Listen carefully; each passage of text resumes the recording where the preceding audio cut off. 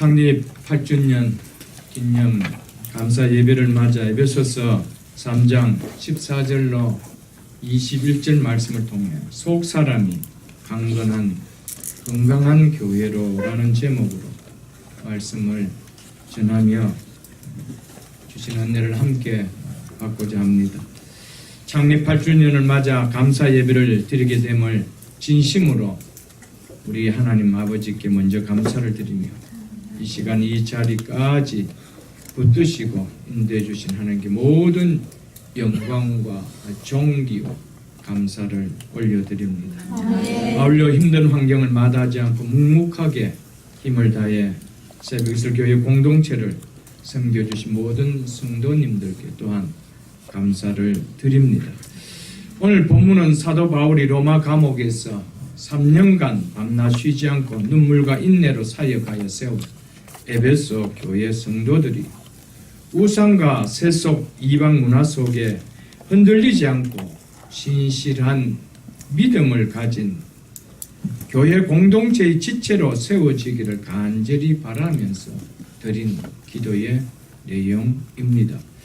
바울의 이 기도는 바로 예수 그리스도의 피로 사신 하나님의 교회가 비록 세상 속에 놓여 있지만은 세상 문화와 가치와 사고에 물들지 않고 교회의 주인 되신 주님이 기뻐하시는 건강한 교회로 든든하게 세워져 가기 위해 교회 공동체가 반드시 붙들고 신앙생활해야 할 요소가 무엇인지를 오늘 우리에게 말씀해 주고 있는 말씀입니다.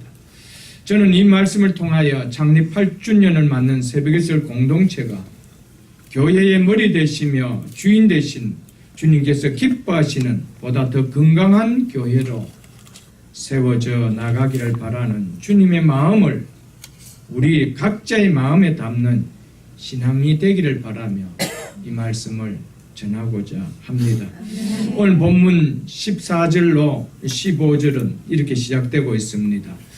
이름으로 내가 하늘과 땅에 있는 각 족속에게 이름을 주신 아버지 앞에 무릎을 꿇고 비오니. 여기서 이름을 주셨다는 것은 존재의 의미와 목적과 계획을 가지고 계신다는 뜻입니다. 모든 이름을 주관하시는 우주 만물의 통치자 창조주 하나님, 동시에 그분은 바로 우리의 마음을 헤아리는 아버지이시기에 그 하나님 아버지께 사도 바울은 무릎을 꿇고 기도한다라고 하고 있습니다. 통상 유대인들과 그리스도인들은 통상적인 기도의 자세는 서서 기도하는 것이었습니다. 한 예로 우리가 누가복음 18장 10절로 13절에 보면은 바리새인과 세리가 성전에 올라와서 기도하는 내용이 거기에 나옵니다. 거기 보면 바리새인도 세리도 모두 서서 기도했다라고 나옵니다. 그 외에도 많은 곳에 서서 기도하는 모습을 기록하고 있습니다. 그런데 오늘 본문처럼 성경에 보면 무릎을 꿇고 기도하는 모습을 나타내는 것도 여러 곳이 있습니다. 다니엘 6장 10절에 보면은 다니엘을 죽이려고 모의하는 대신들의 음모를 세운 것을 알고도 다니엘은 하루에 3번 무릎을 꿇고 예루살렘을 향해 하나님께 기도했다라고 성경 기록하고 있습니다. 예수님께서 십자가의 죽음을 앞두고 겟세마네 동산에서 기도하실 때도 얼굴을 땅에 대시고 엎드려 기도했다라고 말씀하고 있습니다. 엎드렸다라는 것은 무릎 꿇지 않고는 엎드릴 수가 없는 것이죠. 스데반이 유대인들에게 돌을 말하다 죽어갈 때도 마지막 기도의 모습이 무릎을 꿇고 기도했다라고 성경은 기록하고 있습니다. 또 사도 바울이 이제 자신이 결박을 당하고 순교할 것을 알면서 예루살렘으로 떠나기 위해서 에베소 교회 성도들과 마지막 작별을 나누면서 한 기도도 무릎을 꿇고 기도했다라고 성경 기록하고 있습니다. 무릎을 꿇고 기도하는 모습은 하나님 아버지를 향한 기도자의 깊은 하나님에 대한 경외심과 간절함의 모습을 보여주고 있는 것입니다. 아울러 기도자의 자신을 내려놓는 복종과 겸손한 마음을 또한 나타내고 있는 모습입니다.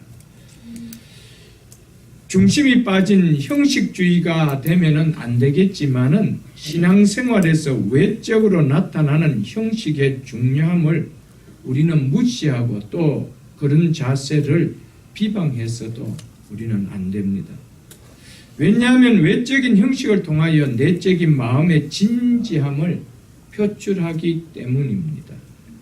예배도 찬양도 기도도 특별한 마음을 담을 때 우리의 외적 액션을 취하는 모습이 달라질 때가 있다는 것이죠.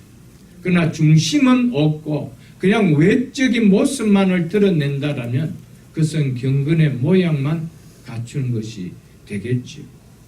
그렇지만 우리는 외적인 모습을 진지하게 드러내는 것에 대해서 그것을 가지고 이렇다 저렇다 얘기할 수는 없다라는 것을 우리는 알아야 됩니다. 그렇다면 사도 바울이 무릎을 꿇고 기도했다는 것은 이 기도의 내용이 에베소 교회 성도들에게 일어나기를 사도로서 얼마나 간절히 원하였는지를 우리에게 말해주고 있는 것을 우리는 느낄 수가 있을 것입니다. 이는 또한 오늘 성도들에게 우리 주님의 원하심이 무엇인지를 깨닫게 할 만큼 간절함이 담긴 말씀이라는 것을 우리는 또한 읽을 수 있어야 된다는 것입니다. 사도 바울이 무릎을 꿇고 간절히 에베소 교회 성도들에게 이루어지기를 바라는 기도의 내용은 크게 세 가지입니다. 먼저 16절을 보겠습니다. 그의 영광의 풍성함을 따라 그의 성령으로 말미암아 너희 속사람을 능력으로 강건하게 하시며, 이 말씀이 오늘 첫 번째 기도가 되어집니다. 속사람이라는 표현은 그 사람을 반대하는 말입니다. 속이 있다는 것은 겉을 전제하고 한 얘기죠. 다음 절에 나오는 그리스도께서 너희 마음에 계시게 하옵시고에서 그리스도께서 거주하시는 계시는 마음과 병행되는 말이 바로 속사람입니다. 여기에 나오는 속사람은 그리스도인이 회심할 때 입는 새사람과는 구별되어지는 말입니다. 새사람은 새로운 피조물이라는 개념으로 성령으로 새롭게 된 그리스도인의 전 존재를 가리키는 말이지만은 속사람은 눈에 볼 수 없는 그리스도인의 마음 혹은 심령을 가리키는 표현입니다. 그 사람은 타락한 인간의 본성적인 면을 가리키는 말이며, 이에 속사람은 하나님의 뜻을 쫓아 살려는 거듭난 그리스도인의 마음을, 심령을 가리키는 말인 것입니다. 그의 즉 하나님의 영광의 풍성함을 따라 성령으로 말미암아 너희 속사람을 능력으로 강건하게 하옵시며, 하나님의 영광으로, 하나님의 영광을 따라, 하나님의 영광은 하나님의 속성, 즉 성품, 하나님의 성품과 능력을 총칭하는 표현이 하나님의 영광입니다. 하나님은 성령을 통해서 당신의 능력으로 자기 백성의 속사람들을 강건하게 하신다는 것입니다. 성령이 아니고는 우리가 결코 우리의 속사람이, 우리의 심령이 강건해질 수는 없다는 것이죠. 주님의 몸된 교회를 주님이 기뻐하시는 건강한 교회로 세워가려면 먼저 교회 공동체를 이루고 있는 지체들의 속사람들이 먼저 강건해져야 한다는 것입니다. 성령으로 말미암아 속사람이 강건하지 않고는 결코 교회의 주인 되시는 주님이 기뻐하시는 건강한 교회로, 아름다운 교회로 세워질 수는 없다는 것이죠. 교회 공동체를 이루고 있는 성도들이 속사람을 강건하게 하고 속사람을 아름답게 만드는데 관심이 없다라면 어떻게 그 공동체가 건강한 교회 공동체로 이루어질 수가 있겠습니까? 건강한 교회가 좋은 교회고 건강한 교회가 아름다운 교회입니다. 그런데 교회가 속사람이 강건하지 못하고 다들 시들시들한 사람들만 모여있다라면 교회는 교회인데 어찌 그 교회가 건강한 교회가 될 수 있으며 또한 아름다움을 드러낼 수 있는 교회가 될 수 있겠습니까? 그래서 신약성경 베드로전서 3장을 한번 펴보십시오. 신약성경 380쪽입니다. 사도 베드로는 이렇게 이야기하고 있습니다. 속보다는 겉을 더 꾸미기를 좋아하는 여성들을 대표해서 이렇게 이야기하고 있습니다. 3절로 4절을 제가 읽어드리겠습니다. 너희의 단장은 머리를 꾸미고 금을 차고 아름다운 옷을 입는 외모로 하지 말고, 여기서 너희는 누굽니까? 하나님을 믿는 성도들 이야기하죠. 1차적 기도는 여성도들을 지금 이야기하고 있는 것입니다. 오직 마음에 숨은 사람, 오직 마음에 숨은 사람. 이거는 외모, 즉 그 사람과 대조를 이루는 속 사람을 이야기하고 있습니다. 그 앞에 아름다운 옷으로 입는 외모를 하지 말고 하는 이 외모와 대조를 이루는 그 사람을 나타내는, 그 사람과 대조를 나타내는 속 사람을 오직 마음에 숨은 사람이라 이렇게 표현하고 있는 것입니다. 즉 속 사람을 온유하고 안정한, 즉 정숙과 평온함을 이야기합니다. 온유하고 정숙한 심령에 썩지 아니할 것을 하라. 즉 썩지 않는 온유하고 정숙한 마음으로 속 사람을 단장하라는 말입니다. 이렇게 하는 것이 하나님 앞에 어떻대요? 값진 것이라 성경은 이렇게 말하고 있습니다.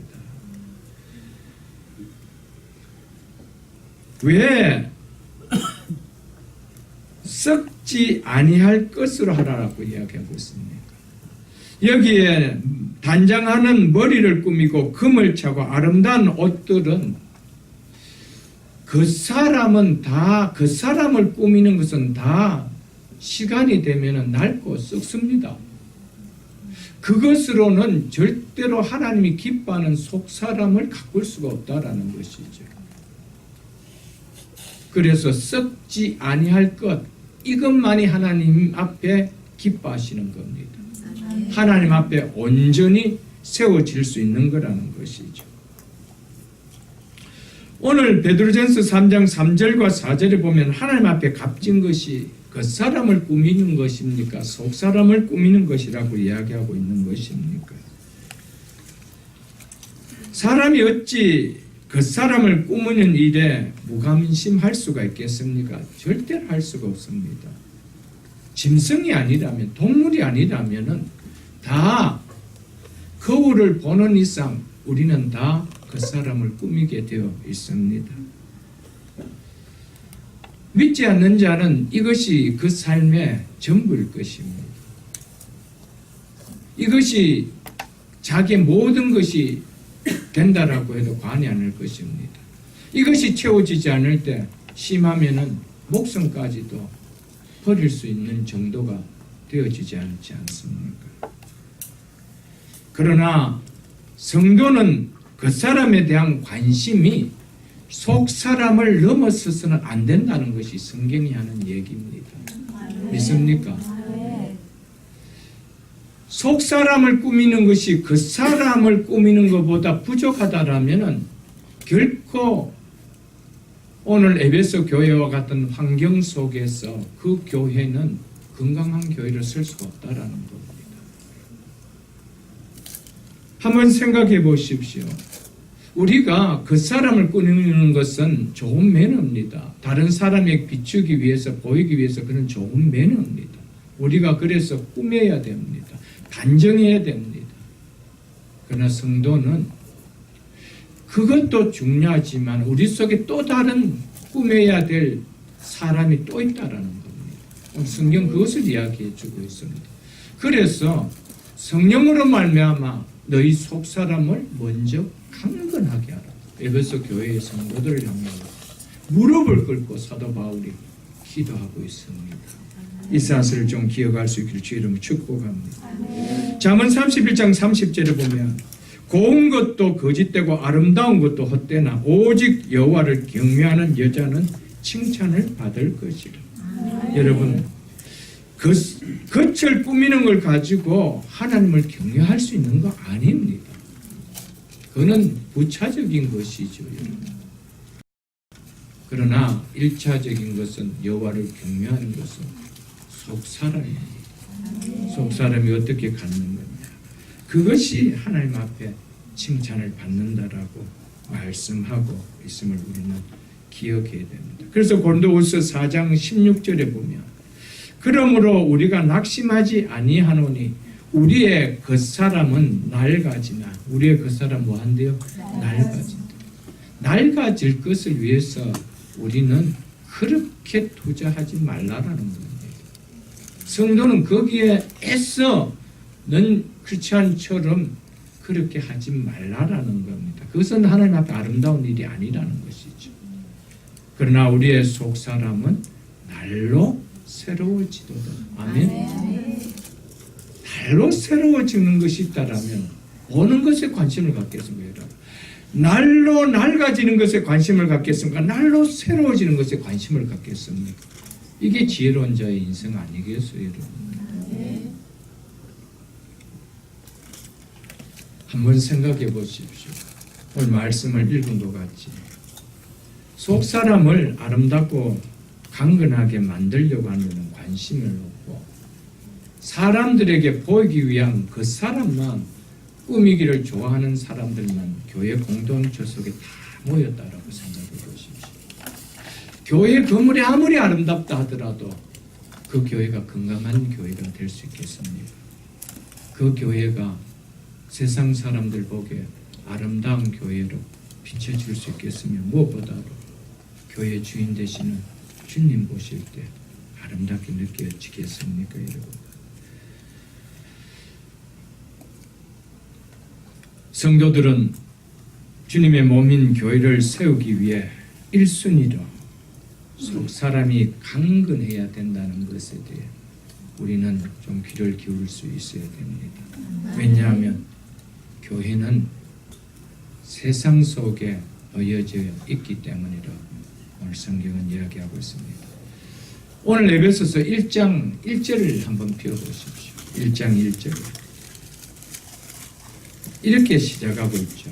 하나님의 뜻으로 말미암아 그리스도 예수의 사도된 바울은 에베소에 있는 성도들과 그리스도 예수 안에 있는 신실한 자들에게 편지하노니. 성도는 구원받아 새 사람이 되었지만은 우리가 존재하며 살아가는 곳은 세상 가운데 있다라는 것을 성경은 이야기해 주고 있습니다. 그것이 바로 에베소에 있는 성도들, 에베소에 있는 교회 공동체라는 표현입니다. 오늘 우리에게로 말한다면 오렌지 카운티 얼바인에 있는 성도들, 오렌지 카운티 얼바인에 있는 교회라고 말할 수 있습니다. 그러면서 그런 성도를 가리켜서 그리스도 안에 있는 신실한 자들이라고 표현하고 있죠. 이렇게 말하면 구원받은 성도는 이중적 소속을 가진 자라는 것을 성경은 말해주고 있습니다. 성도는 세상 속에 살고 있지만 결코 세상 속에 속할 수 없는 나를 구원하여 주신 구원자 되신 그리스도 안에 속한 자임을 얘기해 주고 있습니다. 즉 우리의 소속을 이야기해 주고 있다는 것이죠. 성도는 누구에게 속한 자라는 겁니다. 에베소에 속해 있지만은, 세상에 속해 있지만은, 올바인에 속해 있지만 우리는 어디에 또한 속해 있는 자라는 겁니다. 그리스도 안에 속해 있는 자라는 것이죠. 여러분, 그리스도 안에 속해져 있다는 것은 바로 그리스도의 몸인 교회 공동체에 속해 있다라는 말입니다. 이 사실을 우리는 반드시 좀 기억해야 됩니다. 성도는 하나님께서 자신을 위하여 구별하셨기에 하나님께 속한 자이며 동시에 하나님께서 자신을 위하여 구별하신 교회에 속한 자임을 우리는 또한 잊어서는 안 됩니다. 에베소에 있는 성도들과 그리스도 예수 안에 있는 신실한 자들에게라고 에베소서는 그렇게 시작하고 있습니다. 이는 성도의 정의가 무엇이며 또한 동시에 교회를 무엇이라고 정의하고 있는지를 보여주고 있는 말씀입니다. 성도는 예수 그리스도 안에 있는 자이며 교회는 예수 그리스도의 안에 있는 자들의 모임이라는 것을 얘기해 주고 있습니다. 여러분, 예수 안에 있지 않는 자들은 결코 교회 공동체 안에는 있을 수가 없습니다. 교회라는 교회당 건물 안에는 함께 있을 수 있겠지만은 결코 주님의 몸 대신 그분의 지체에 붙어 있는 공동체의 지체로는 함께 있을 수 없다라는 사실을 우리는 기억해야 됩니다. 그러므로 내 자신이 성도라 할 때 그것은 내 자신이 그리스도께 속한 자이며 동시에 그리스도의 몸인 교회 공동체에 속한 지체라는 사실을 분명히 깨달아야 합니다. 오늘날 예수를 믿는 그리스도인이라고 하면서 정작 교회 공동체에 속한 지체라는 의식은 별로 갖고 있지 않고 이 용어 자체를 불편하게 여기는 사람들이 너무 많이 있습니다. 정말 성도가 맞을까라는 퀘스천 마크가 들게 만들지요. 여러분, 성도는 반드시 교회 공동체, 그리스도의 몸인 교회 공동체 지체라는 의식을 잃어버린다라면은 교회 건물 안에 출입하는 생활은 가능할지는 모르겠지만 만물을 충만케 하시는 충만자 되시는 예수 그리스도 안에서 누려지는 그 은혜와 복은 내 심령 속에 한 방울도 누려지지 못한다는 사실을 우리는 꼭 이해해야 됩니다.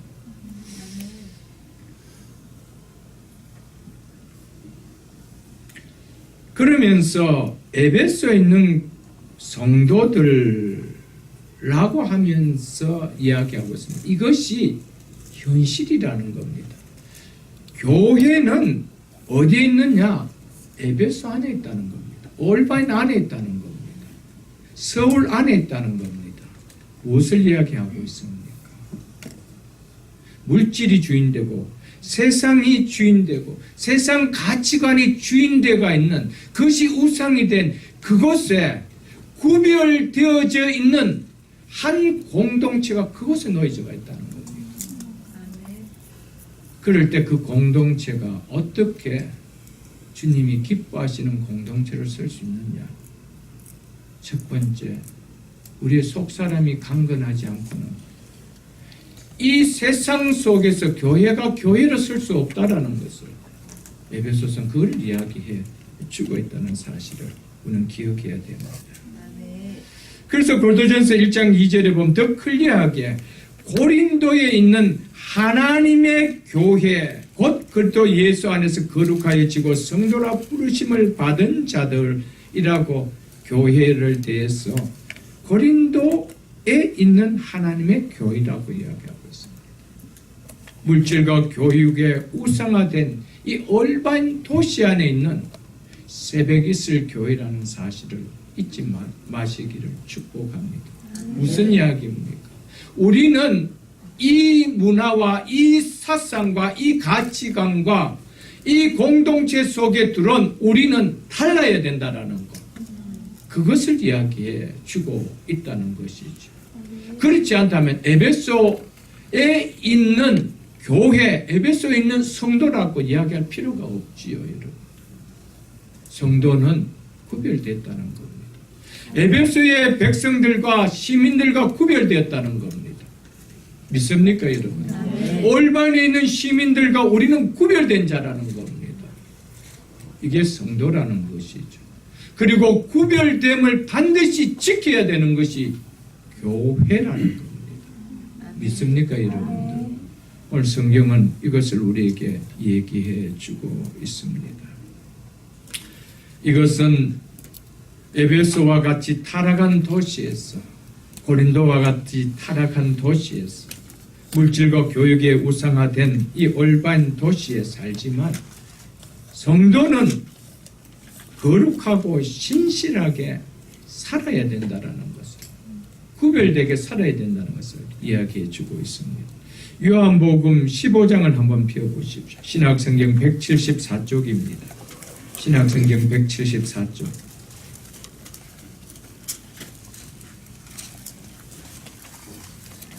요한복음 15장 19절 제가 읽어드리겠습니다. 너희가 세상에 속하였으면 세상이 자기의 것을, 즉 너희를 자기의 것으로 여겨 말입니다. 사랑할 것이나 너희는 어디에 속한 자가 아니요? 세상에 속한 자가 아니요. 믿습니까, 여러분? 주님이 친히 우리를 향하여 너희는 세상에 속한 자가 아니라는 겁니다. 나는 세상에 속한 자가 아니라는 구별된 그 표시가 어딥니까? 그게 교회라는 것이죠. 교회라는 것. 내가 너희를 세상에서 택하였기 때문에 세상이 너희를 미워하느니라. 17장도 이름만 피워보십시오. 요한복음 17장 15절로 17절까지 제가 읽어드리겠습니다. 예수님께서 마지막 십자가를 지시기 전 십자가 지시기 앞을 두시고 게세마네 동산에서 기도하신 기도의 내용이죠. 15절 제가 읽어드리겠습니다. 내가 비옵는 것은 그들을 세상에서 데려가시기 위함 아니요 다만 악에 빠지지 않게 보존하시기 위함입니다. 내가 세상에 속하지 아니한 같이 그들도 세상에 속하지 아니하였사옵나이다. 그들을 진리로 거룩하게 하옵소서. 아버지의 말씀은 진리입니다. 아멘. 그래서 교회는 물로 씻어 말씀으로 깨끗하게 한다라고, 거룩하게 한다라고 이야기했습니다. 교회에 말씀이 없다라면 교회는 절대로 구별될 수가 없습니다. 교회의 말씀이 사라진다라면 교회는 절대로 세상과 구별되어질 수가 없습니다. 왜냐하면 진리 대신 하나님의 말씀만이 세상과 구별되기 때문에 성도는 그 말씀을 먹고 자라고 그 말씀을 가지고 살아가기 때문에, 근데 말씀을 붙들지 않고 우리가 어떻게 거룩해질 수 있습니까? 그들도 세상에 속하지 아니하였사옵나니 그들을 진리로 거룩하게 하옵소서. 아버지의 말씀은 진리입니다. 주님은 제자들을 이 땅에 두고 가실 때 당당하게 두고 가실 수 있었던 이유가 뭡니까? 하나님의 말씀이 있었기 때문이었어요. 그래서 내가 이들을 데려가지 않고 두고 간다라고 하였습니다. 여러분, 이 시대 하나님께서는 교회를 통하여 이 사명을 감당하게 하셨습니다. 교회는 이 정체성을 잃어버려서는 안 됩니다. 그러기 위해서 가장 먼저 우리는 속사람이 이 세상 문화를 이길 수 있는 강건함으로 갖지 못하면 세상에 동화됩니다. 절대로 구별될 수 없다는 겁니다. 그래서 성령으로 말미암아 너희 속사람을 강건하게 하시오. 믿습니까, 여러분? 네. 우리는 그 사람을, 이 세상 문화와 동화되는 그 사람에 관심을 두는 것이 성도가 아닙니다. 우리는 이들과 구별되었다라는 분명한 표현을 드러내는 속사람을 강건하게 하는, 무엇을 통하여? 말씀을 통하여, 성령을 통하여 강건하게 하는 이것이 우리에게 일어나야 된다는 것을 말씀해 주고 있지요, 여러분. 교회가 건강하지 아니하고는요, 교회가 죄를 이기는 세상의 생명을 결코 바랄 수가 없습니다, 여러분. 그래서 사도 바울은 에베소 교회 성도들을 향해서 너희가 성령으로 말미암아 속 사람이 강건하기를 내가 무릎 꿇고 기도한다라고 말씀을 했던 것이었습니다, 여러분.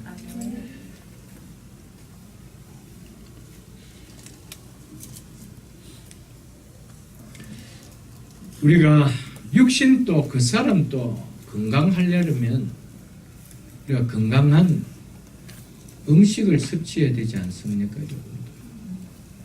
음식을 섭취하지 않고는 건강할 수가 없습니다. 우리는 골고루 영양분을 흡수할 수 있는 음식을 먹어야 됩니다. 그리고 건강한 음식을 먹어야 되죠. 그리고 운동을 하며 근력을 키워나가야 됩니다. 마찬가지로 속 사람도 건강하려면 먹어야 됩니다. 그것을 가르쳐서 영의 양식이라고 그러죠. 속 사람이 먹는 양식이 있습니다. 그것이 하나님의 말씀입니다. 믿습니까, 여러분? 하나님 말씀을 먹고 꾸준한 묵상과 기도와 경건의 생활로 속 사람의 근력을 키워나가야 됩니다. 그러지 않고 우리는 세상 속에 나가서 세상을 이길 수가 없습니다. 세상 속에 동화됩니다. 예수 이름으로 세상의 것을 더 붙들고 싶고 나를 더 드러내고 싶은 모습만 취하게 되어지는 것이죠, 여러분. 그래서 성령으로 말미암아 너희 속 사람을 강건하게 하라고 하신 것이었습니다. 왜냐하면 성령은 말씀 가운데 역사하기 때문입니다. 성령은 기도 가운데 역사하기 때문입니다. 그런데 말씀을 먹지 않고 기도하지 않는데 성령이 역사할까요? 성령은 잠잠합니다. 역사하지 않습니다. 성령은 말씀과 함께 역사하고 성령은 기도와 함께 역사합니다. 여러분, 내가 속사람이 강건한지 아닌지 점검할 수 있습니다. 내가 말씀의 사람인지 기도의 사람인지 보시면 내 속에 성령이 역사하고 있는지 세상의 영이 역사하고 있는지 우리는 구분할 수가 있을 것입니다. 이어서 17절을 보십시오. 믿음으로 말미암아 그리스도께서 너희 마음에 계시게 하옵시고 너희가 사랑 가운데서 뿌리가 박히고 혀가 굳어졌으며 믿음으로 말미암아 그리스도께서 너희 마음에 계시게 하옵시고 이 말씀은 앞절이 너희 속사람을 강건케 하시고의 또 다른 표현입니다. 같은 이야기입니다. 예수 그리스도가 우리의 마음에 지속적으로 계시지 않고 주인되어서 계시지 않고 우리의 삶을 간섭하며 계시지 않는다라면 결코 우리의 속사람은 강건하지 않다는 겁니다. 믿습니까, 여러분들? 그것을 이야기해 주고 있습니다. 성도는 성령 안에서 이미 그리스도께서 내주하고 계시는 자입니다. 우리는 거듭날 때 이미 성령으로 말미암아 거듭났기 때문에 우리 속에 그리스도의 영이 계십니다. 그분이 계십니다. 그럼에도 불구하고 사도 바울은 에베소 교회를 향해서 믿음으로 말미암아 그리스도께서 너희 마음에 계시게 하옵시고라고 간절하게 무릎 꿇고 기도한다라고 이야기하고 있습니다. 이게 무슨 이야기입니까? 너희 속에 그리스도 영이 계시지만은 그분이 너희 삶의 주인되고 있지 않다는 겁니다. 그분이 너희 삶을 간섭하고 있지 못하고 있다는 겁니다. 주님이 오셨을 때 네 마음에 계시지 아니하고 가장 골방 속으로 밀어넣었다는 것이죠. 그러니까 누가 여전히 내 속에 주인되고 살고 있습니까? 내가 주인되고 살고 있다는 것이죠. 그래서 4장 30절에 보면 에베소서 4장 30절에 보면 이렇게 말씀하고 있습니다. 하나님의 성령을 근심하게 하지 말라라고 하고 있습니다. 너희 속에 성령이 없다는 말이 아닙니다. 그리스도 영이 없다라는 말이 아닙니다. 그리스도가 아니 계신다는 말이 아닙니다. 계시되 그분을 근심케 하지 말라라는 겁니다. 우리는 너무나 많은 경우에 예수 그들을 믿고 예수 그들을 모시고 삶에도 불구하고 그분을 얼마나 근심케 하는 삶을 살아가고 있는지 오늘 본문을 통하여 우리는 깨달아야 됩니다.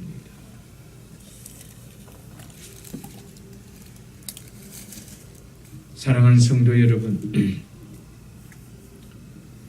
예수님 우리 속에 우리 삶을 지속적으로 다스리고 지속적으로 우리를 컨트롤할 수 있도록 우리는 그분에게 맡겨드려야 됩니다. 그것이 믿음으로 그도께서 내 마음에 계시게 하시고 라는 말씀입니다. 여러분. 믿음은 입술의 언어의 고백이 아닙니다. 여러분. 그래서 1장 1절에 아까도 우리가 말씀을 받지 않습니까, 여러분들? 에베소에 있는 성도들과 그리스도 예수 안에 있는 신실한 자들에게 편지한다는 것. 신실한 자들. 신실한 믿음을 가진 자들 이 말입니다. 신실한 믿음을 가진 자들. 여러분, 신실한 믿음의 자들은요, 절대로 형식적인 입술이 아닙니다. 그래서 이 말이 뭐냐면 믿음으로 말미암아 이렇게 이야기한 것입니다. 이것은 삶을 이야기합니다. 행위를 이야기하고 있는 말입니다. 여러분. 우리의 삶을 봤을 때 하나님이 내 속에 계시는지 예수 그리스도가 내 속에 계시는지 보이게 하라는 겁니다. 세상에 나가면은 에베소서라는 타락한 도시 속에, 고린도라는 타락한 도시 속에, 얼반이라는 세상 속에 우리가 던져졌을 때 내 삶이 예수 그리스도를 내 마음에 모시고 있는 믿음인지 드러내라는 거예요. 입술로 주여 주여 하지 말라는 것이죠. 그것을 이야기합니다. 여러분. 부부가 한 집에 한 식탁에 한 방에 거합니다. 비록 그렇다 할지라도 그 부부가 아내는 남편은 아내가 그 마음 속에 없다라면은 여러분 법적으로는 부부일지 모르겠지만은 마음이 없어도 자녀들 보기에 형식적으로 함께하는 부부처럼 보일지 모르겠지만은 진짜 마음이 오고 가는 정말 한 몸인 것 같은 서로의 마음을 함께 담을 수 있는 그런 부부라고 이야기할 수 있겠습니까, 여러분?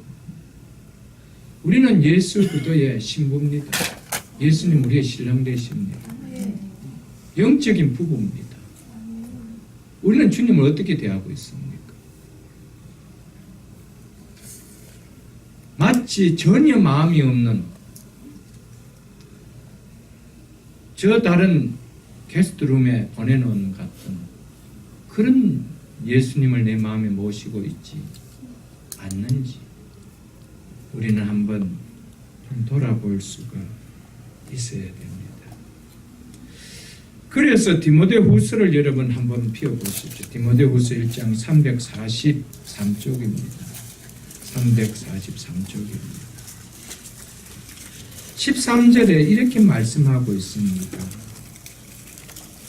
너희는 그리스도 예수 안에 있는 믿음과 무엇 안에 있는 믿음요? 예수 그리스도 안에 있는 믿음. 이것은 인격적으로 예수 그리스도와 함께하는 인격적인 관계의 믿음이라고 제가 말씀을 드렸습니다. 그래서 골로새서 1장 4절에도 보면 그리스도 예수 안에 놓인 믿음 이렇게 이야기합니다. 예수 그리스도 안에 있는 놓인 믿음이라고 이야기합니다. 오늘 디모데후서 1장 13절 너는 그리스도 예수 안에 있는 믿음과 사랑으로서 내가 들은 바 바른 말을 본받아 지키고 우리 안에 거하는 성령으로 말미암아 내게 부탁한 아름다운 것을 지키라고 이야기하고 있습니다. 여러분 예수 그리스도 안에 있는 믿음이 아니면 우리는 하나님의 말씀을 지킬 수가 없습니다. 세상에 나가면은 세상이 또한 내가 원하는 자리가 되어져 버리죠. 그것이 내가 구별될 자리가 아니고 내가 동화되는 함께하는 자리가 되어 버릴 수밖에 없다라는 것을 좀 깨달아야 됩니다. 그래서 믿음으로 말미암아 그리스도께서 너희 안에 계시게 하시며 믿습니까, 여러분들? 여러분 믿음을 봤을 때 예수 그리스도가 내 안에 계시는지 한번 보십시오. 내 안에 계신다라면은 그분이 세상에 나가더라도 그분이 나를 다스릴 겁니다. 그분이 나를 주인 돼서 붙들고 계실 것입니다. 여러분 지금까지 신앙생활을 하면서 한번 돌아보십시오. 얼마나 내 속에 그리스도가 계시는 믿음의 삶을 내가 살아왔는지 한번 돌아보십시오. 우리는 세상에 던져져가 있습니다. 우리는 교회 안에서 365일 사는 자들이 아닙니다. 우리는 에베소에 있는 교회입니다. 우리는 에베소에 있는 성도들입니다. 세상 속에 있는 우리들입니다. 주님이 우리 속에 믿음으로 역사하지 아니하고, 그래서 내 속 사람이 강건하지 아니하고, 에베소 속에서 결코 구별된 성도라, 신실한 성도라 살아갈 수 없다라는 것이죠. 오늘 이 사실을 좀 깨달을 수 있기를 축복합니다. 오늘 교회가 많습니다. 특별히 종교가 자유로운 국가에는 기독교가, 교회가 참 많습니다. 근데 정말 특별히 에베소서는 교회론입니다. 하나님의 교회가 어떠해야 되는지 교회의 정의를 내려주는 것이 에베소입니다.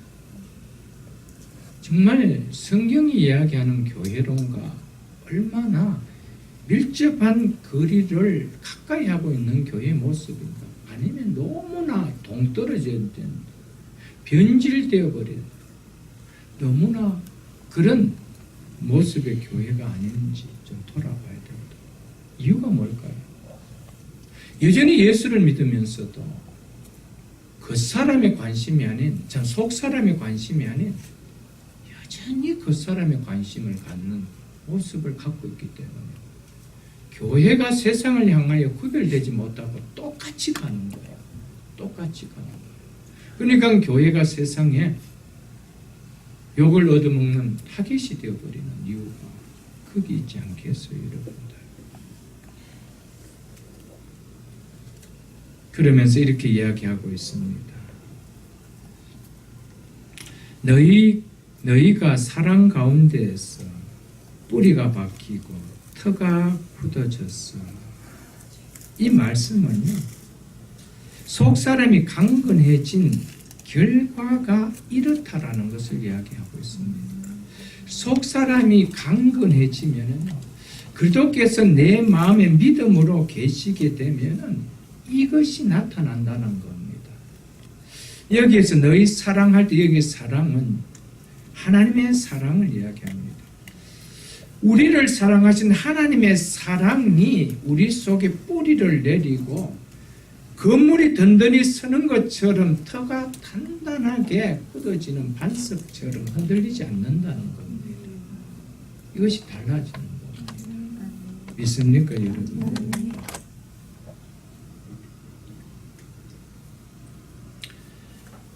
식물이 뿌리를 깊이 내리지 못하면은 바람이 부는 그런 일기를 맞을 때는 그 나무가 참 불안합니다. 그 식물들이 참 불안합니다.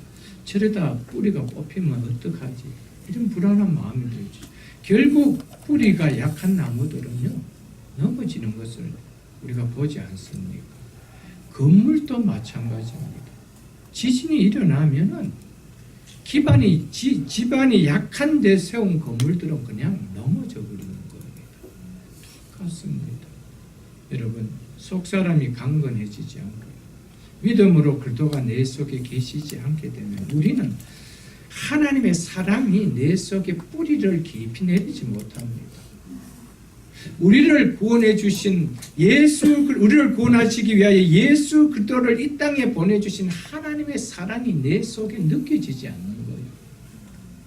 하나님의 사랑이 느껴지지 않으면 뿌리 깊숙이 내리지 못하면 우리 신앙에는 가변적입니다. 상황에 따라 우리는 바뀔 수 있고 넘어질 수가 있다는 겁니다. 그래서 하는 이야기가 우리의 속사람이 강건해진 그 결과가 뭐라는가? 내가 하나님의 사랑 가운데 뿌리가 바뀌고 터가 굳어졌어. 이렇게 얼마나 위로의 말씀입니다. 하나님의 사랑의 뿌리를 깊이 뻗은 교회, 반석같이 하나님의 사랑이 단단하게 굳어져가 있는 교회, 굳건한 교회 어떻습니까? 여러분? 세상이 흔들 수 있겠어요? 못 흔듭니다. 이 서문화 교회고 빌라델피아 교회 아닙니까? 세상이 흔들 수가 없었다는 것. 사대 교회는 어땠습니까? 살아있는 이름은 가졌으나 죽은 교회다. 라오디게아 교회를 향해서 주님 어떻게 그랬어요? 내가 토해내버리고 싶다 그랬어요. 지체 안 되고 싶다. 토해내버리고 싶다. 이렇게 표현했습니다.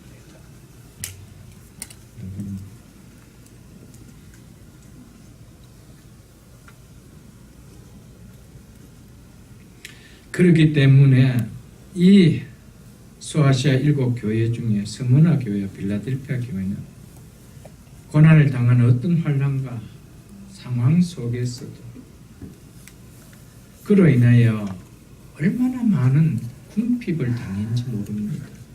그것 때문에 얼마나 사람들이 힘들은지 모릅니다. 그럼에도 흔들리지 않고 주의 말씀을 지키며 주의 이름을 배반하지 아니하였다라고 주님께서 친히 칭찬해 주셨습니다. 로마서 5장을 여러분 한번 펴보십시오. 로마서 5장. 어제 새벽 기도에도 잠시 한번 봤던 말씀입니다. 로마서 5장 3절로 5절 말씀을 제가 읽어드리겠습니다. 다만 이뿐 아니라 우리가 환난 중에서도 즐거워하는, 환난 중에서 어떻게 즐거워할 수 있나요, 여러분? 환난 중에서 즐거워하나니, 즐거워할 만한 뭔가 있기 때문에 즐거워할 수 있는 거 아니겠어요, 여러분? 이것이 누리는 게 믿음 아닐까요, 여러분? 환난 중에서도 즐거워할 수 있다면 이것보다 큰 복이 있나요, 여러분? 환난 중에서 슬퍼하는 거, 환난 중에서 불평하는 거 너무나 당연한데 이거와 너무나 180도 다른 모습을 보이는 거, 이건 축복 아닌가요, 여러분들?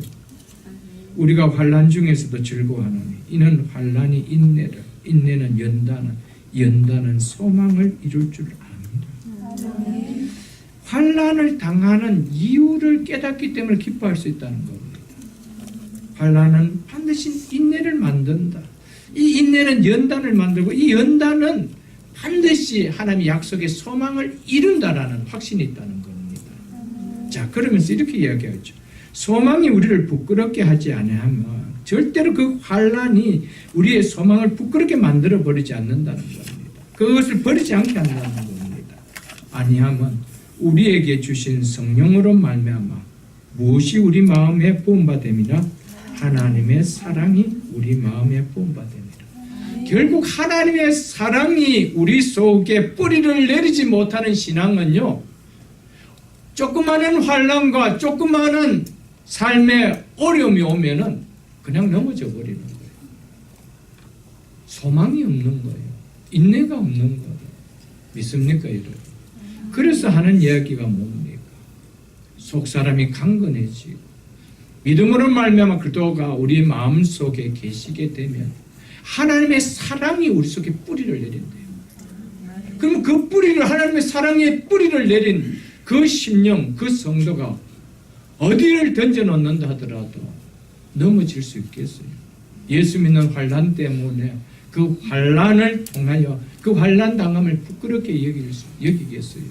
아니라는 것이죠. 도리어 기뻐한다는 거예요.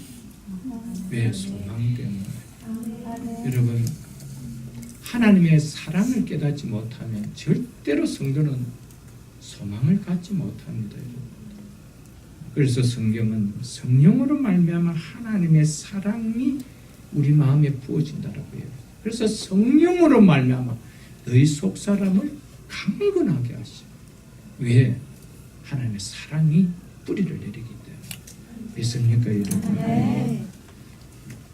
건강한 교회는 하나님의 사랑을 깨닫는 교회입니다. 하나님이 나를 얼마나 사랑하고 있는지 이것이 깨달아지는 교회가 건강한 교회죠. 아름다운 교회고 세상과 이길 수 있는 교회라는 것을 오늘 우리에게 말씀해 주고 있습니다. 18절로 19절은 이제 두 번째 기도의 내용입니다. 그것은 하나님의 사랑의 본체가 되시는 예수 그리스도의 사랑을 알고 깨닫는 것에 대한 이야기입니다. 먼저 18절을 보겠습니다. 능히 모든 성도와 함께 지식에 넘치는 그도의 사랑을 알고라고 이야기하고 있습니다. 그런데 그도의 사랑을 아는데 그 그도의 사랑을 아는 것이 몇몇 특정인만 아는 거라고 이야기합니까? 아닙니다. 몇몇 특정인만 그도의 사랑이 어떤 사랑인가 안다라면 그건 건강한 교회가 아닙니다. 그래서 사도 바울은 뭐라고 이야기합니까? 능히 모든 성도와 함께 믿습니까? 네. 모든 성도와 함께 초신자도 이 하나님 예수 그리스도의 사랑을 함께 알아가야 됩니다. 네. 특정한 직분자만 이 사랑을 깨닫는 것이 아니라는 거예요. 능히 모든 성도와 함께 그리스도의 사랑을 알고 이게 좋은 교회입니다. 이게 건강한 교회입니다. 하나님의 사랑을 목사만 알고 전한다라면 그건 좋은 교회가 아니죠. 몇몇 직분자들만 안다라면 좋은 교회가 아닙니다. 새 신자도 이 사랑을 함께 누리고 기뻐하며 감사할 수 있는 교회예요. 이 교회가 건강한 교회요, 좋은 교회입니다. 새벽기술 교회는 이제 9년 차로 접어들 것입니다. 머지않아 10년 차가 되어질 것입니다. 건강한 교회로 세워져가기 원합니다. 그리스도의 사랑을 깊이 깨달아야 됩니다. 아멘. 여기 보면 그리스도의 사랑을 알 때 어떻게 알으라고 앞에 수식을 붙여놨습니까? 지식에 넘치는 그리스도의 사랑을 알고, 여기서 넘친다는 말은 초월한다, 뛰어넘는다 이 말입니다. 지식을 초월한, 지식을 뛰어넘는 그리스도의 사랑을 알으라는 겁니다. 이것은 그리스도의 사랑이 얼마나 크고 위대한지 이것을 이야기하고 있습니다. 우리 인간이 어떻게 하나님의 예수 그리스도의 우리를 사랑하신 사랑을 다 깨달을 수 있는가? 깨달을 수 없다라는 것이죠. 사람의 지식을 넘어서는 것을 어찌 사람의 머리로 이해될 수가 있습니까? 여러분, 이 지식을 넘어서는 이 어떤 내용, 이것을 우리가 알 수 있나요? 우리가 알 수 있는 것은 지식의 한계 안에서밖에 아는 것밖에 아닙니다. 그래서 지식 넘어서는 뭐랍니까? 어렵다, 모르겠다 이런 거죠. 그래서 지식이라는 한계를 두는 겁니다. 지식이 뭡니까? 한계가 있는 거예요. 그 지식 안에 우리는 이성을 가지고 알아가는 거잖아요. 그런데 지식을 뛰어넘는 초월한 그리스도의 사랑을 알아가는 거예요. 그리스도의 사랑은 우리의 지식의 한계 속에 가둘 수 있는 사랑이 아니라는 것을 성경은 이야기하고 있습니다. 이것을 깨닫는 교회가 좋은 교회입니다. 이것을 누리는 성도들이 많은 교회일수록 건강한 교회예요. 하나님이 기뻐하는 교회라는 것이죠. 지식을 초월한 그리스도의 사랑을 알아갈 때 속사람은 강건해지고 그분은 우리 속에서 지속적으로 역사하시는 주인 되시는 역사하심이 와닿게 된다는 것이죠, 여러분들. 사랑하는 성도 여러분, 하나님이신 예수님께서 죄인인 여러분과 저를 구원하시기 위하여 하늘의 영광을 다 보좌를 비우시고 인간의 몸이 되셔서 이 땅에 오셔서 십자가에 죽으신 그 예수님의 사랑이 우리의 몇 마디 지식으로 다 깨달을 줄 수 있는 사랑이 되어줄 수가 있습니까? 그런데 이 사랑이요, 하나님의 능력으로 말미암아, 성령으로 말미암아, 믿음으로 말미암을 때는 이게 깨달아집니다. 그래서 단순한 문자가 아닌, 지식이 아닌 내 속에서 깨달아지는 역사가 일어나는 거예요. 그래서 부모가 죽어도 눈물 흘리지 않는 그 눈물이 통곡처럼 쏟아지는 거예요. 지식을 초월하는 사랑이기 때문입니다. 믿습니까? 여러분과 저의 삶 속에 지식을 초월한 뛰어넘는 그들의 사랑 무엇인지 하나님의 능력 속에서 성령으로 말미암아 믿음으로 말미암아 나에게도 깨달아지는 역사가 있게도록 기도하십시오. 사모하는 영혼을 만족해 하십니다. 줄인 영혼에게 좋은 것을 주십니다. 우리 많은 경우에 십자가가 잘 안 누려집니다. 십자가의 은혜는 제가 묵상을 하는데 잘 안 누려집니다. 그런 이야기를 합니다. 지식 속에 갇혀 있어서 그런 거예요. 지식 속에 갇혀 있기 때문입니다.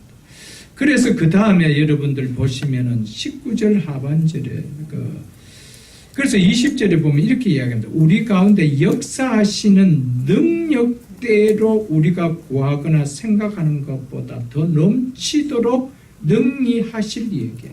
믿습니까? 네. 여러분 특별히 십자가의 이 구원의 은혜는 하나님의 능력이 아니고는 지식을 초월해서 깨달아질 수가 없는 거예요. 말씀 안에서 우리를 위해서 죽었대. 죽을 때 집사님 죽었대요. 아들아 죽었대. 그 이상 없습니다. 누구를 위해 죽었는데요? 여러분과 저를 위해 죽었는데. 근데 하나님의 능력이 역사합니다. 성령으로 역사합니다. 나를 위하여 죽었다라는 이 사실이 너무 강력한 거예요. 그때 머리부터 발끝까지 선명하게 비치는 거지. 나 같은 죄인, 이게 들어 보이는 거예요. 그래서 눈물이 나는 거예요. 죄인이라서 눈물이 나는 거예요. 이런 죄인이 어떻게 구원함을 받을 수 있는가? 그것 때문에 우는 거예요. 내가 괜찮다고요? 하나도 안 괜찮아요. 깨끗하다고요? 깨끗한 구석이 하나도 없는 거예요. 하나님의 능력으로 십자가의 은혜가 깨달아지기 전까지는 십자가의 은혜라는 말은 알고 깨닫는데, 지식은 깨닫는데 내가 괜찮은 존재로 보여요. 내가 무슨 그렇게 죄인인 것처럼 그렇게 보여요. 그런데 하나님의 능력이 내 속에 들어와버리네요. 십자가란 무엇이 보냐? 죄를 비춰주는 그걸로 보이는 거예요. 머리부터 발끝까지, 심령까지 깨끗한 구석이 하나 보여요. 내 사람 횟수만치 보이는 그 죄밖에 안 보이는 거예요. 믿습니까, 여러분? 네. 이런 은혜가 있기를 축복합니다. 그러면서 그 십자가, 나를 구원해 주신 너무나 사랑의 은혜로 와닿으니까 그 십자가를 내가 안에 붙들 수가 없는 거예요. 그 은혜가 너무 감사하고 고마워요. 이런 은혜를 누리는 성도가 많은 교회가 좋은 교회란 말이에요. 믿습니까, 여러분? 네. 지식 속에 갇혀있는 교인들이 아무리 많은들 무슨 역사가 일어나겠어요, 여러분? 지식을 초월하는 하나님의 능력이 임하는, 그래서 속 사람들이 강건해지는 성도들이 많은 교회. 저는 그 교회를 꿈꿉니다. 우리 모두는 그런 공동체를 이루는 성도가 될 수 있기를 주의 이름으로 축복합니다. 네. 그러면서 이어서 19절에 그도의 사랑을 이제 입체적으로 이야기해 줍니다. 지식으로 가둬둘 수 없도록 입체적으로 들이대로 보여주고 있죠. 19절 보십시오. 너비와 길이와 높이와 깊이가 어떠함을 깨달아. 그도의 사랑의 넓이와 길이와 높이와 깊이가 어떠함을 거다 말 깨달아. 여러분, 어느 부분을 한번 깨달아 보셨습니까? 예수 그리스도의 십자가의 사랑에 대해서, 길이에 대해서 깨달아 보았습니까? 높이에 대해서 깨달아 보았습니까? 깊이에 대해서, 길이에 대해서, 넓이에 대해서 깨달아 보셨습니까? 이것이 깨달아질 때 일어나는 현상이 뭐냐면 하나님의 모든 충만한 것으로 너희에게 충만하기를 구하노라. 아멘. 아멘. 너무 귀한 말씀이고요. 이 말씀은 정말 1시간 안에서 설교한다는 것은 너무나 벅찬 양입니다. 그러나 주어진 시간 안에 해야 되니까 합니다. 너비와 길이와 높이와 깊이가 어떠함을 깨달아.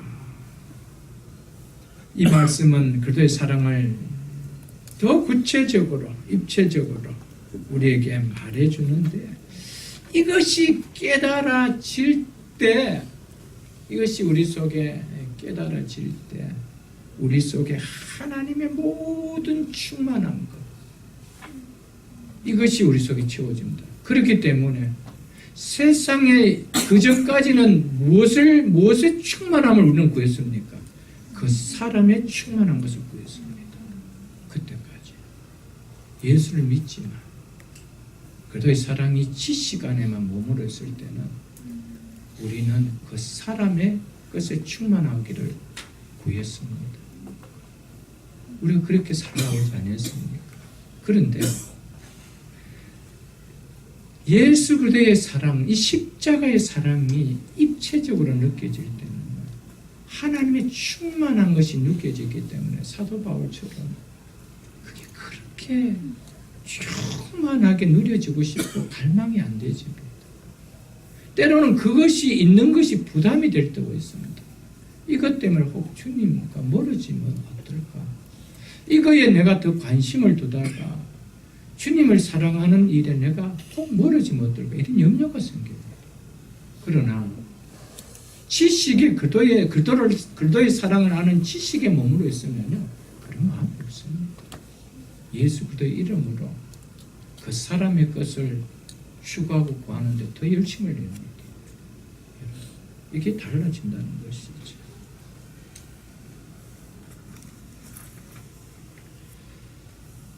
그래서 3장 8절에 보면은 이렇게 이야기하고 있죠. 본문 앞에 3장 8절에 보면 모든 성도 중에 지극히 작은 자보다 더 작은 나에게 이 은혜를 주신 것은 측량할 수 없는 그도의 풍성함. 이 말씀이 좀 이해되십니까? 측량할 수 없는 그도의 풍성함. 이것이요, 그도의 사랑은 지식 안에 가둬둘 수 없다는 말입니다. 이게 어떻게 지식 안에, 한 단어 안에 그도의 사랑을 가둬둘 수 있습니까? 없습니다, 여러분. 측량할 수 없는 그도의 풍성. 이 풍성이 우리 속 사람 속에 풍성하게 세워질 때 정말 우리는 그 사람에 대해서 좀 자유할 수가 있습니다. 그 사람에게 자유할 수 있고요. 그 사람에 대한 눈높이가 낮아지고 속 사람에 대한 눈높이가 높아지는 공동체가 좋은 교회입니다. 좋은 공동체요. 건강한 공동체입니다. 그 공동체에 와서 살지 못할 인생이 있을까요, 여러분도? 여러분, 그 사람 아무리 사모하고 살아보십시오. 결국 그는 후퇴하는 거예요. 낡아지는 거예요. 썩는 거예요. 그것이 우리 영혼을 살릴 수 있나요? 아닙니다. 지식을 초월하는 그도의 사랑, 이것을 깨닫고 살아가는 공동체, 이 지체들이 함께하는 공동체, 여기는 살아갈 수 있는 거예요. 희망이 있는 거예요. 소망이 있는 거예요. 새벽이슬 공동체가 이 공동체가 되기를 축복합니다. 이제는 건강한 교회로 자라가야 됩니다. 이 사명을 우리는 감당해야 됩니다. 믿으십니까?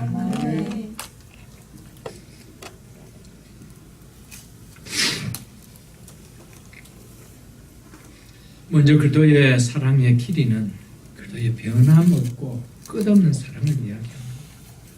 예수 그리스도의 사랑은 창세 전부터 우리를 사랑하셨고, 그래서 때가 되어 현재 우리를 구원하시고, 구원하신 이후에 지금도 사랑하시고, 미래 영원히 사랑하시는 끝없는 사랑, 이 사랑을 이야기합니다. 이 사랑을 좀 깨달으래. 그 사랑을 깨닫는 우리가 어떤 환난과 어떤 상황 속에서 인내하지 못하고 부끄럽게 여기고 그 믿음을 버릴 수 있나요? 없는 거예요. 그러면서 그리스도의 사랑에 높이도 깨달으래. 허물과 죄로 영원히 지옥 형벌에 멸망당할 수밖에 없는 죄인인 우리를 영원한 기업을 누리는 상속자로 삼아 하나님 나라에 두신 측량할 수 없는 그 사랑의 높이, 그 좀 깨달아보래. 어느 사랑이 지옥 형벌에 가가 있는 그 인생을 하나님의 나라로 올려줄 수 있는 사랑이 있나요? 부모의 사랑이 아무리 크다 하더라도 그렇게 할 수 없는 거예요. 감방에 있는 아들 하나도 부모의 사랑으로는 건져낼 수가 없는 거예요. 근데 예수 그리스도의 사랑은 지옥 형벌 속에 있었던 우리를 하나님의 나라로 두시는 사랑이라고 성경은 이야기하면서 그 사랑을 깨달으라고 이야기합니다. 그 사랑이 그리스도의 사랑의 높이입니다. 그분의 높이는 측량할 수 없는 높이입니다. 어떻게 그 높이를 우리가 다 깨달을 수 있나요? 이것이 어떻게 지식으로 가둬둘 수 있는 그들의 사랑이 될 수 있나요, 여러분? 그들의 사랑의 깊이도 깨달으려. 그리스도께서 죄인들을 사랑하시되 사망에 있는 우리를 건지시기 위하여 친히 사망의 자리로 자신이 내려가신 그 사랑의 깊이를 깨달으라고 이야기합니다. 우리가 죽어야 될 죄값을 그분이 친히 당하시는 사망의 자리까지 내려가신 그 깊이의 사랑 좀 깨달으래요. 그 사랑을 깨달을 때 하나님의 모든 충만하심이 우리 속에 누려지는 거예요. 그 사람의 삶의 능력이 어떨까요? 예배가 다르고 삶이 다르고 기도가 다르고 자녀를 양육하는 양육관이 다르고 세상을 바라보는 소망관이 다른 거예요. 꿈이 다른 거예요. 세상을 살아가는 이 사회관이 달라진다는 것이죠. 우리 이런 인생 되어야 되지 않겠어요, 여러분? 네. 이게 얼마나 크고 놀라운 여러분들 은혜겠어요, 여러분들. 은혜겠어요, 여러분.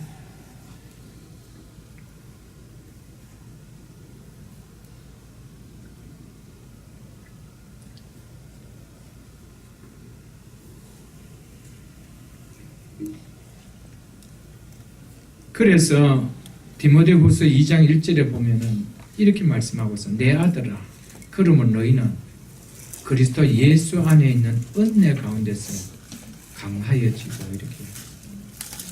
무엇 안에서요? 예수 그리스도에 있는 은혜 안에서 강하고 이렇게. 여러분, 예수 그리스도의 십자가의 은혜, 그분의 사랑을 깨달으면은 성도는 에베소 안에 던져졌다 하더라도, 고린도 안에 던져졌다 하더라도, 올반시 안에 던져졌다 하더라도, 뉴욕시 안에 던져졌다 하더라도, 서울시 한복판에 던져졌다 하더라도 강할 수 있습니다. 네. 세상을 이길 수가 있는 거예요. 이게 교회예요. 이런 교회는 세상이 감당할 수가 없습니다. 이런 자를 누가 감당할 수가 있겠어요, 여러분? 그래서 로마서 8장 35절로 37절에 이렇게 말씀하고 있습니다. 한번 펴보십시오. 로마서 8장 35절로 37절.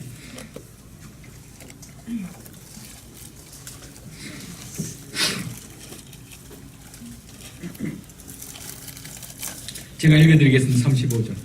누가 우리를 그리스도의 사랑에서 끊으리요? 환난이나 공고나 박해나 기근이나 적신이나 위험이나 칼이라. 기록된 바 우리가 종일 주를 위하여 죽임을 당하게 되며 도살 당할 양같이 여김을 받았나이다. 함과 같은데 그러나 이 모든 일에 우리를 사랑하시는 이로 말미암아 우리가 넉넉히 이기느니라. 아멘. 누구로 말미암아 이긴대요? 우리를 사랑하시는 예수 그리스도 그분으로 말미암아. 그런데 그분을 생각할 때 그분의 사랑이 안 느껴져요. 어떻게 이길 수가 있나요? 어떻게 이겨나갈 수가 있나요? 에베소에 던져졌습니까? 에베소 화되지요. 고린도에 던져졌습니까? 고린도 화돼버립니다. 얼반에 던져졌으면 얼반이 화돼버려요. 구별될 수가 없는 거예요. 예수 그리스도의 넓이와 깊이와 높이와 길이, 입체적인 지식을 초월한 그리스도의 사랑을 깨달을 때 이 사랑이 우리가 이 사랑으로 말미암아 우리가 넉넉히 모든 일에 이기는 일. 아멘. 여러분, 이런 교회가 될 수 있기를 축복합니다. 아멘. 제가 너무 큰 것을 요구합니다. 이게 주님의 마음입니다.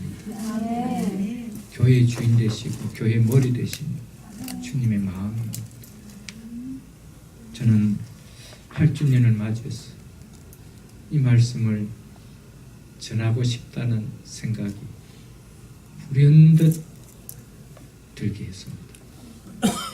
본문 말씀을 다른 곳을 잡고 있었는데 이 말씀이 불현듯 제게 뉴욕 가는 비행기 안에서 주셨어요.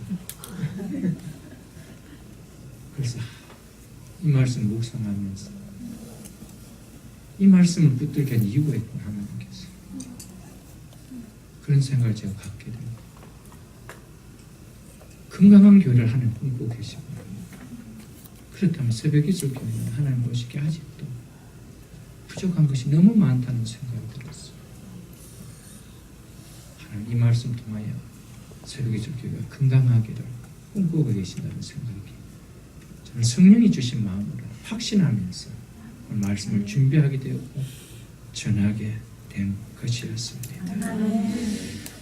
사랑하는 성도 여러분, 예수 그리스도의 사랑을 누구보다 깊이 깨달았던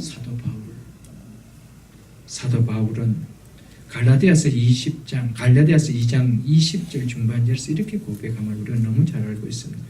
이제 내가 육체 가운데 사는 것은 나를 사랑하사 나를 위하여 자기 자신을 버리신 하나님의 아들을 믿는 믿음 안에 사는 것이라. 이렇게 고백했습니다.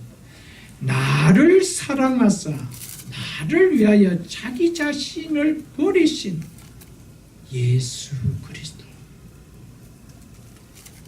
이게 여러분들 지식 안에서 고백되어질 수 있는 고백입니까? 아닙니다.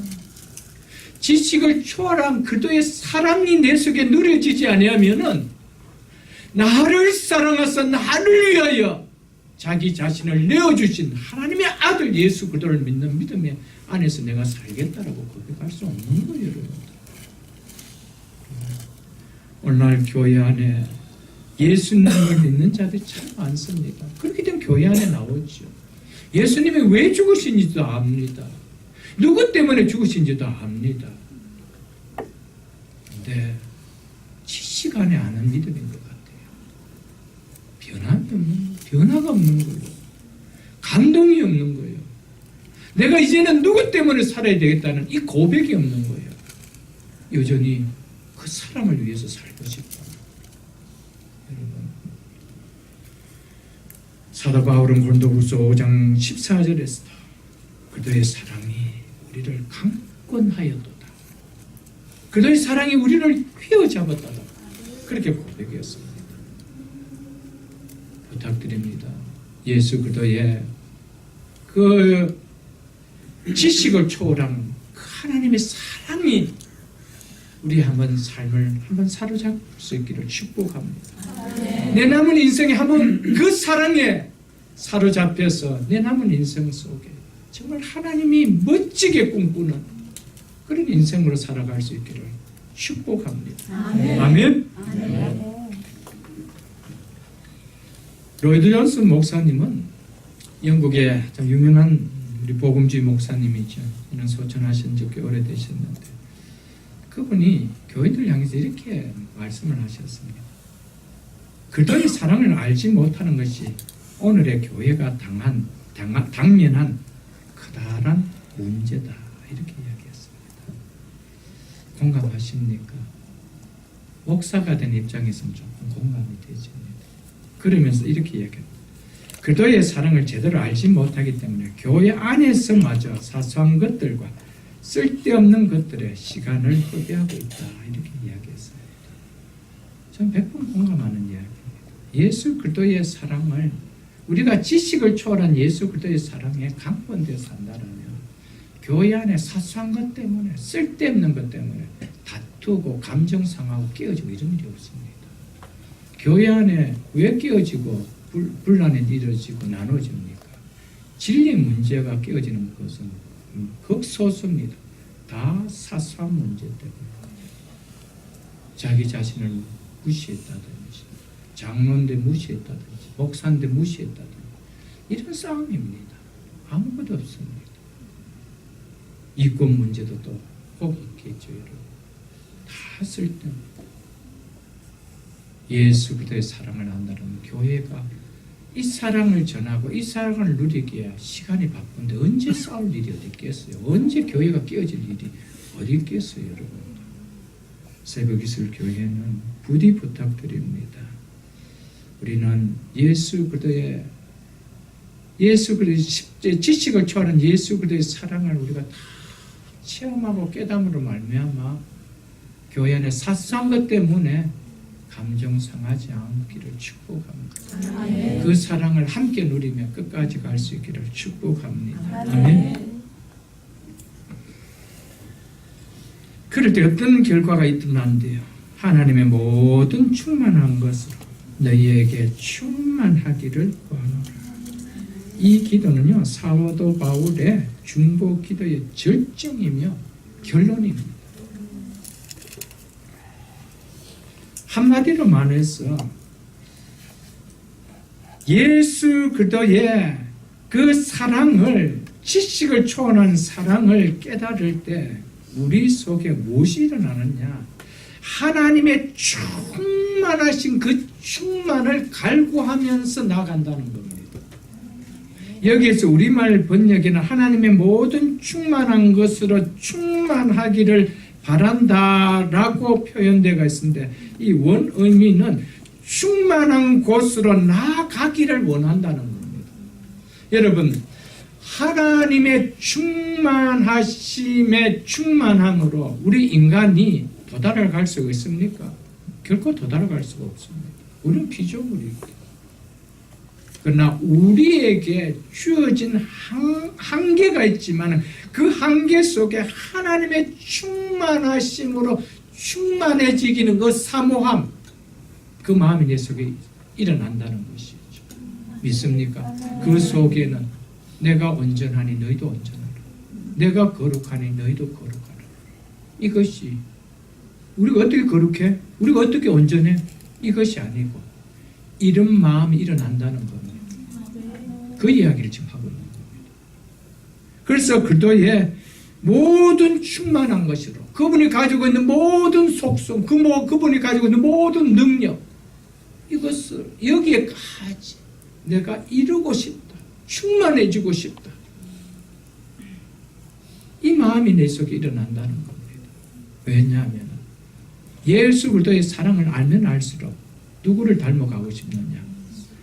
주님을 닮아가고 싶다는 거예요. 하나님을 닮아가고 싶다는 거예요. 내가 온전하니 너희도 온전하라. 내가 거룩하니 너희도 거룩하라. 그 주님을, 그 성품을 내가 닮아가고 싶다는 거예요. 그 교회를 하나님이 기뻐하지 않겠어요? 그런 공동체, 그런 지체들이 모여있는 교회를 하나님 기뻐하지 않겠어요? 주님을 닮아가고 싶은 것이 소원으로 안고 있는 교회를 하나님 기뻐하지 않겠어요?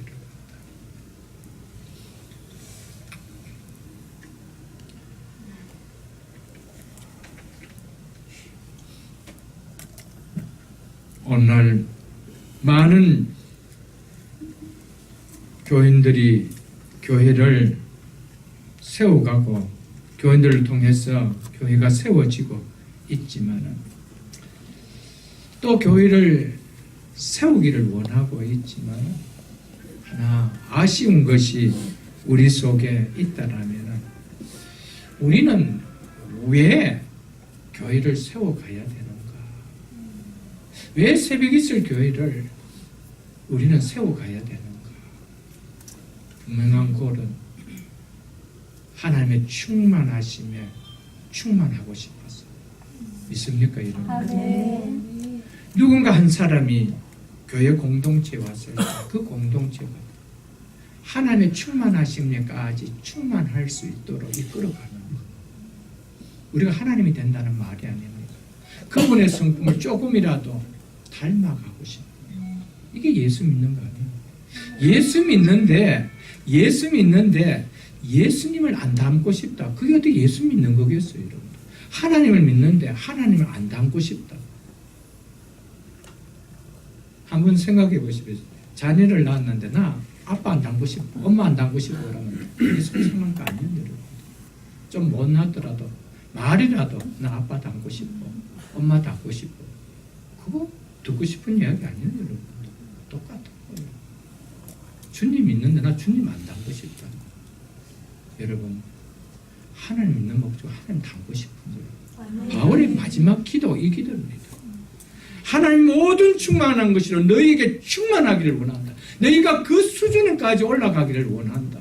그래서 4장에서 이야기하는 13절에 이야기하는 이야기가 똑같은 이야기입니다. 4장 13절에 보죠. 우리가 다 하나님의 아들을 믿는 것과 아는 일이 하나가 되어 온전한 사람을 이루고 그도의 장성한 분량이 충만한 데까지 뭐하기를 원하노라? 이르기를 원한다는 거예요. 믿습니까? 우리가 어떻게 그도의 장성한 분량이 충만한 데까지 우리가 이룰 수가 있나요? 이룰 수 없습니다. 이루라는 말이 아닙니다. 그것이 우리의 삶의 골이 되라는 거예요. 그럴 때 우리 속에 예수님을 조금이라도 닮아지는, 그래서 세상과 구별되어지는 성도들이 모인 교회가 되어진다는 것이죠. 교회는 하나님의 충만하심으로 충만해지는 것이 소원이 되어야 교회입니다, 여러분. 하나님을 믿으면서도 하나님을 안 닮고 싶어하는 자들로 모여있는 교회, 그것이 어떻게 하나님 피로 값주고 사신 교회라 할 수 있겠어요, 여러분들. 마지막 20절과 21절 보고 말씀을 맺겠습니다. 이것은 세 번째 기도 내용입니다. 우리 가운데 역사하시는 능력대로 우리가 구하거나 생각하는 모든 것에 더 넘치도록 능히하실 이에게 교회 안에서 그리고 예수 안에서 영광이 대대로 영원 무궁하기를 원하노라. 아멘. 사도 바울은 하나님 이제까지 드린 중보 기도를 성취하실 뿐 아니라 더 넘치도록 풍성하게 이루어 주실 분임을 확신했습니다. 믿으십니까, 여러분? 특별히 사랑하는 성도 여러분, 우리의 속 사람이 강건해지기를 원하는 기도에 하나님은 그것보다 더 풍성하게 채워주실 것입니다. 여러분의 마음속에 그리스도가 계시기를 원하는 그 기도에 하나님은 더 넘치도록 풍성하게 해주실 것입니다. 그리스도의 사랑이 지식을 초월한 그리스도의 사랑을 내가 알고 깨닫고 싶어 할 때 하나님은 내가 깨닫고 알고 싶어하는 이상으로 더 넘치게 채워주십니다. 그리스도의 사랑 속에서 헤엄치며 지낼 수 있을 만큼 풍성하게 부어주실 것입니다. 이것에 대해서 이야기를 하고 있습니다. 그러면서 마지막에 이렇게 얘기하고 있죠. 교회 안에서와 그리스도 예수 안에서 영광이, 누구의 영광이? 하나님의 영광이 대대로 영원 무궁하기를 원하노라. 바울의 마지막 기도가 뭡니까? 교회는 하나님의 영광이 머무는 곳이 되어야 된다는 겁니다. 교회는 사람의 영광이 머무러서는 안 됩니다.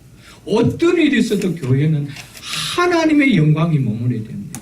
교회의 머리 되시고 주인 되시는 그분의 영광이 머무는 곳이 되어야 된다는 겁니다. 그래서 예배도 하나님이 영광이 머무는 곳이 되어야 되고, 성경 공부도 기도 모임도 구역 모임도 큐티 모임도 어떠한 모임도 우리는 그곳에 하나님의 영광이 모이는 곳이 되도록 해야 됩니다. 그렇게 하려면 우리는 겸손해야 됩니다. 우리는 죽어야 됩니다. 그분의 사랑을 풍성하게 누리지 못하거나 우리의 속사람이 강건하지 못하거나 우리는 교회 안에서 그분의 영광을 드러내지 못하고 아나니아와 삽비라처럼 하나님의 영광을 내가 취할 수도 있다라는 사실을 기억할 수 있기를 원합니다. 말씀을 맺겠습니다. 장례 8주년을 맞아요.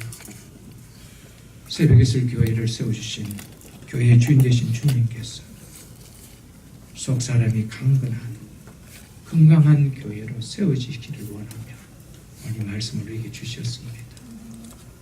오늘 말씀이 지식으로 그치지 않고 우리의 삶 속에 교회 공동체 속에 더 풍성하게 넘쳐서 정말 하나님이 기뻐하시는 건강한 교회로 세워지는 우리 모두의 힘을 다하는 교회가 될 수 있기를 주의 이름으로 축복합니다.